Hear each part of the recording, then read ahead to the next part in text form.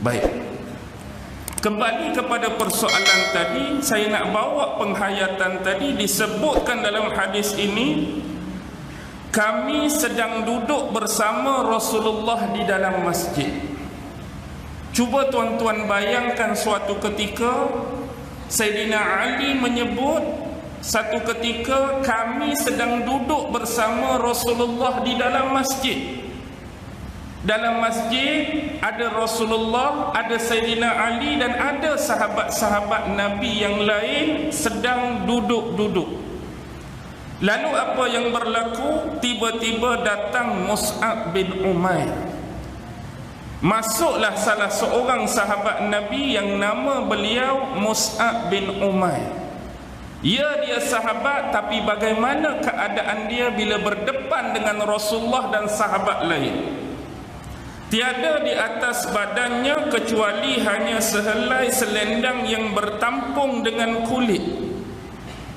Keadaan dia tu penting untuk kita hayati. Dia datang hanya selendang yang bertampung dengan kulit.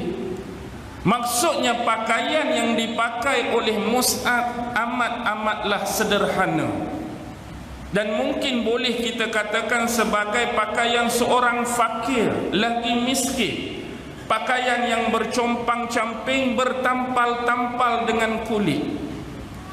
Bila Rasulullah dan sahabat lain tengok Mus'ab datang dalam keadaan demikian, baginda menangis dan menitiskan air mata.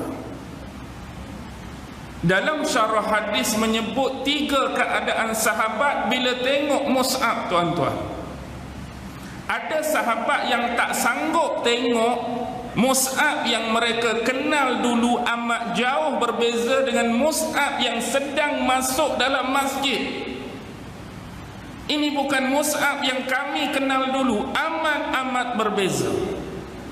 Sehingga kategori pertama sahabat kerana tak sanggup tengok Mus'ab yang mereka kenal dulu sekarang duduk depan mereka, mereka pejamkan mata.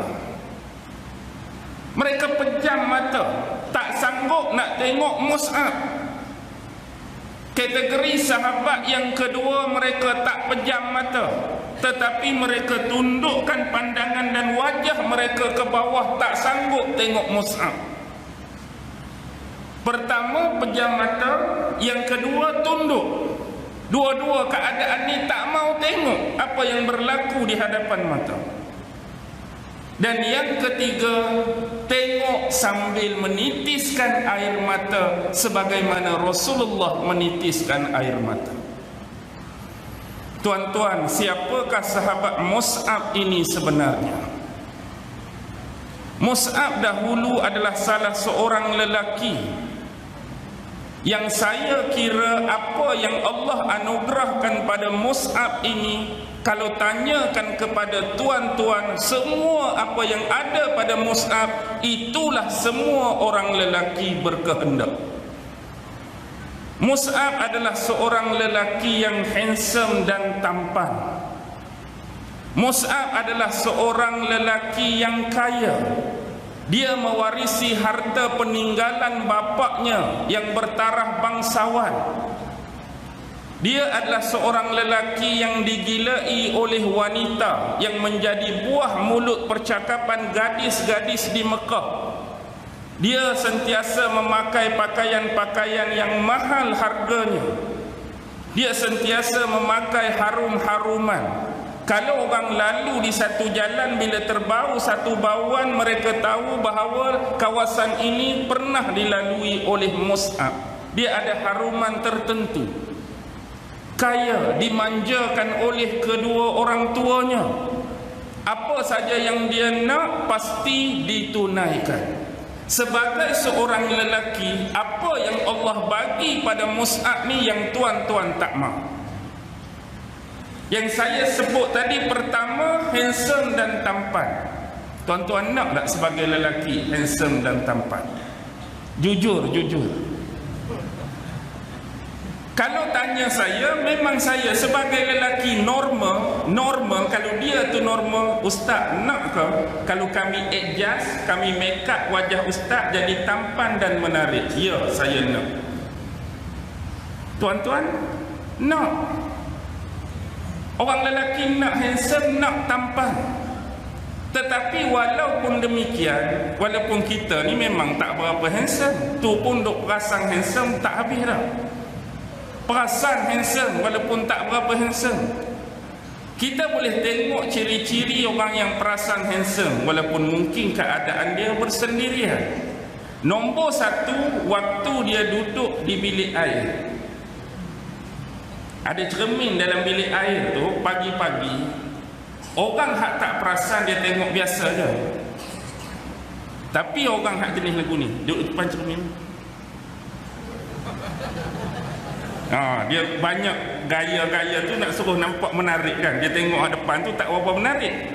Lepas tu dia buat kot tepi, kot ni, padahal dia seorang-seorang je.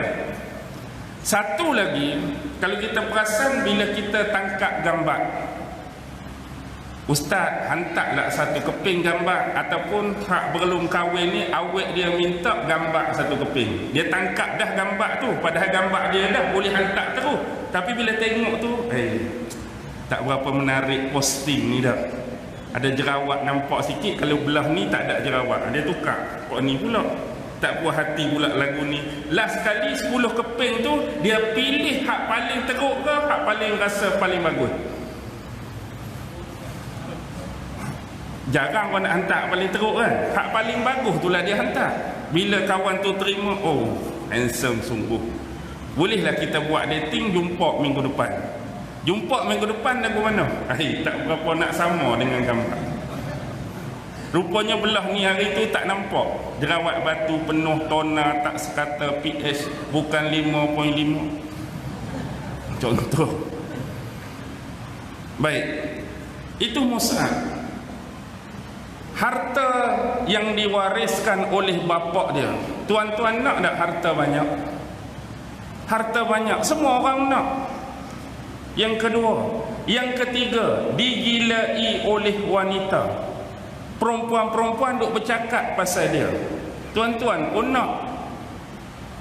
Air bau, baju yang cantik, baju yang indah, cakap kat bapak, bapak beli, cakap kat emak, emak bagi. Semua kita nak.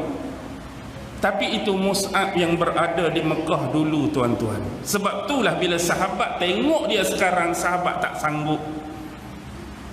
Mus'ab ni seorang pemuda yang cerdas. Tetapi bagaimana hati Mus'ab boleh tertarik untuk Islam? Sedangkan dia datang dari golongan bangsawan. Hati Mus'ab terdetik untuk tertarik dengan Islam bila mana dia melihat sahabat-sahabat awal yang kita kenali as-sabiqunal awwalun telah diseksa, telah dizalimi, telah dianiaya oleh tuan masing-masing. Kan ada yang awal-awal masuk Islam di kalangan sahabat Nabi yang mereka punya tuan dan majikan.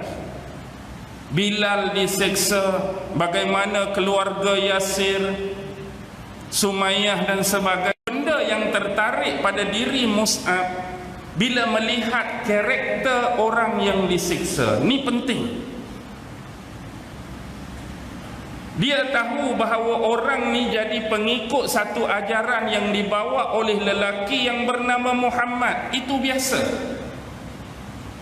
Muhammad dah dikenali sedang mendakwah dan membawa satu ajaran baru. Orang Mekah dah tahu, termasuk Mus'ab.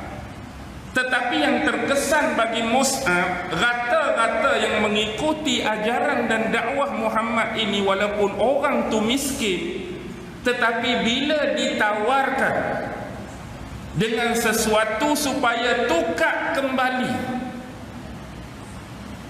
minta kamu tukar balik, dengan bahasa yang senang nak faham, murtad balik, tinggalkan ajaran Muhammad, tinggalkan dakwah Muhammad, aku akan bebaskan kamu, aku akan lepaskan kamu. Tapi mereka tetap tidak berganjak. Apakah sebenar yang didakwahkan oleh Muhammad sampai orang yang bertaraf hamba, fakir dan miskin begitu teguh dan kejak pegang ajaran ini? Special ni. Muhammad dah cerita apa kat mereka. Muhammad dah tanam apa dalam hati mereka. Muhammad dah bagi apa kat jiwa mereka. Sampai orang yang tahap rendah macam ni, low class level pada masa tu, sanggup untuk bertahan.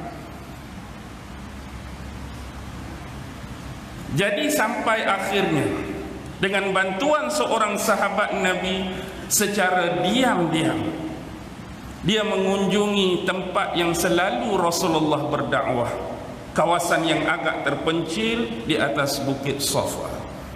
Itulah kediaman Al-Arqam bin Abi Al-Arqam, salah seorang sahabat Nabi. Lalu dia pergi dengar. Masuk dia saja dalam rumah tu, dia duduk mendengar Rasulullah melantunkan bacaan ayat-ayat Quran. Hati dia terkesan, hati dia terasa. Sebab dia orang yang cerdas, dia orang cerdik. Dia faham apa yang dibacakan oleh Nabi. Sehingga bila Rasulullah selesai urusan dakwah, bila dia berhadapan dengan Nabi Muhammad, badan dia menggeletar. Satu perasaan yang tak mampu nak diungkapkan, antara bercampur teruja kegembiraan. Lalu Rasulullah letakkan tangan baginda yang mulia di dada Mus'ab. Lalu Mus'ab merasakan inilah saat dan waktu ketenangan yang tak pernah dia hadapi seumur hidup. Rasulullah menenangkan Mus'ab.